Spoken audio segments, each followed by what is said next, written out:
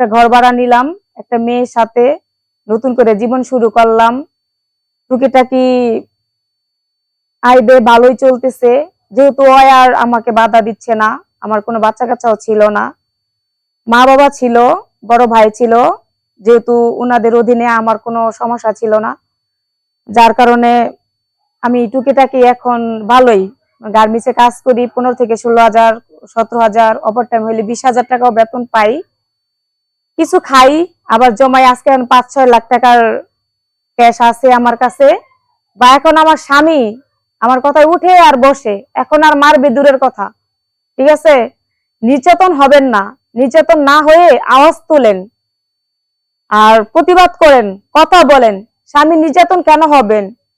এটা ঠিক না। ওর পরিবারের হাতে নির্যাতন কেন হবেন? মা বাবার ঘরে খেটে খাওয়া একজন মানুষ, আমাকে বড় করছে, ছোট থেকে বড় হয়েছি, স্বামীর ঘরে দিচ্ছে, স্বামী সবচেয়ে আপন। সে যদি নির্যাতন করে আমরা যাবো কোথায়?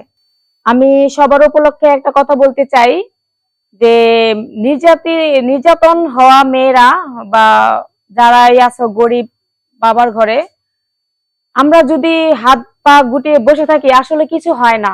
তাদের উপলক্ষে আমি একটা কথা বলতে চাই, যে মেয়েরা মানে সবসময় একটা কথা মাথায় রাখে যে আমাদের দ্বারা কিছু হবে না, কিছু করতে পারবো না, বা স্বামীরা নির্যাতন করলে বা শ্বশুরবাড়ি নির্যাতন হলে নেক্সট টাইমে কোনো কদম উঠাইতে চায় না, যে আমি কি করব, আমার ধারাতে আসলে কিছু হবে না, আমি কিছু করতে পারবো না।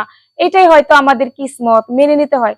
আসলে কি এরকম ভাবে আমরা বহু মেয়ে, বহুত, শুধু একজন দুজন না, হাজারে 80% মেয়েরাই এখন সমাজে নির্যাতন হচ্ছে স্বামীর শ্বশুর বাড়ির লোকদের সাথে, বা গ্রামে বা গার্মেন্টস এরকম হচ্ছে। আমরা যদি নিজেরা নিজেকে পরিবর্তন না করি তাহলে কেউ পরিবর্তন করবে না।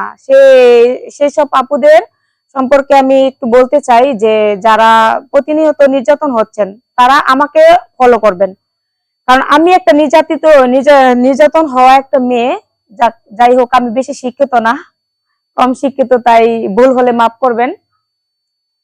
আমি একসময় অতি সাধারণ ঘরের একটা মেয়ে ছিলাম, গ্রাম থেকে এসে শহরে চাকরি করি। চাকরি করা অবস্থায় অনেক নির্যাতন সহ্য করছি। একটা বিয়ে হয়েছে, করার পরেও আমার কপালে সুখ হয় নাই। সুখ কি জিনিস আমার কিসমতে নাই হয়তো। যখনই কোনো কিছু সুখের আশা করি তখনই কষ্ট নেমে আসে। তখন এইভাবে কেটে গেল অনেকটা বছর। নির্যাতন হইলাম গ্রামে, গার্মেন্টসে, স্বামীর। তখন আওয়াজ তুললাম যে না, কেন নির্যাতিত হয়ে সবসময় পড়ে থাকবো? নির্যাতন হওয়া মেয়েরা কেন সবসময় আওয়াজ বন্ধ করে পড়ে থাকবো? এভাবে তো ঠিক না। তখন স্বামীর ঘর থেকে চলে আসলাম। স্বামী আছে, এখন আছে, ডিভোর্স দিয়ে নেই, আছে, এখন আর করতে পারে না। চলে আসলাম, নিজে একটা ঘর ভাড়া নিলাম, একটা মেয়ের সাথে নতুন করে জীবন শুরু করলাম। টুকিটাকি আয় ব্যয় ভালোই চলতেছে, যেহেতু ওই আর আমাকে বাধা দিচ্ছে না। আমার কোনো বাচ্চা কাচ্চাও ছিল না, মা বাবা ছিল, বড় ভাই ছিল, যেহেতু উনাদের অধীনে আমার কোনো সমস্যা ছিল না, যার কারণে আমি টুকিটাকি এখন ভালোই গার্মেন্টসে কাজ করি। 15 থেকে 16,000, 17,000, ওভার টাইম হইলে 20,000 টাকাও বেতন পাই। কিছু খাই, আবার জমাই। আজকে 5-6 লাখ টাকার ক্যাশ আছে আমার কাছে। বা এখন আমার স্বামী আমার কথায় উঠে আর বসে, এখন আর মারবে দূরের কথা, ঠিক আছে? নির্যাতন হবেন না, নির্যাতন না হয়ে আওয়াজ তোলেন আর প্রতিবাদ করেন, কথা বলেন। স্বামী নির্যাতন কেন হবেন? এটা ঠিক না। ওর পরিবারের হাতে নির্যাতন কেন হবেন?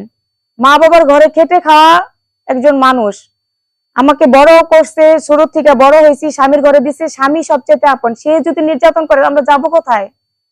অনেক মেয়েরাই নির্যাতন সহ্য করে পড়ে থাকি। সেসব স্বামীরা আমাদের দুর্বলতা পেয়ে আরো বেশি করে। সেজন্য আওয়াজ তোলেন, আওয়াজ করেন, নির্যাতনের প্রতিবাদ করেন, নিজে ইনকাম করতে শিখেন। সব মেয়েরা মনে করে আমি কি করব, অনেক মেয়েরা আমি কি করবো, আমাদের তো কিছুই হবে না, আমার কিসমত আছে স্বামীর মায়ের আর সংসার ঝাড়ু না। প্রতিবাদ করেন, নিজে কিছু করতে শিখেন, নিজে নিজের মন মতো চলেন, স্বামীর কথা শুনেন। আমি কই না অবাধ্য হইতে, স্বামীর কথা চলেন, কিন্তু নির্যাতন হওয়া থেকে নিজেকে নিজেই পরিবর্তন করতে হবে, নিজেকে নিজেই বাঁচাতে হবে। কেউ করবে না, কেউ করে দিবে না। তাই আমি সব আপুদের পক্ষ থেকে শুধু একটা কথাই বলতে চাই, সবাইকে বলতে চাই, সবাই যারা আমার মতো নির্যাতন হয়েছেন তারা নির্যাতন সহ্য করেন না, প্রতিবাদ করেন, নিজে বুঝতে শিখেন, নিজে ভালোবাসতে শিখেন, নিজে সঠিক কি জিনিস সেটা শিখেন, তাহলেই ভবিষ্যৎ উজ্জ্বল, অন্ধকার না। আসসালামু আলাইকুম। যদি আমার কথাগুলা ভালো লাগে তাহলে সবাই লাইক শেয়ার কমেন্ট করবেন এবং কি আমার জন্য দোয়া করবেন ইনশাল্লাহ।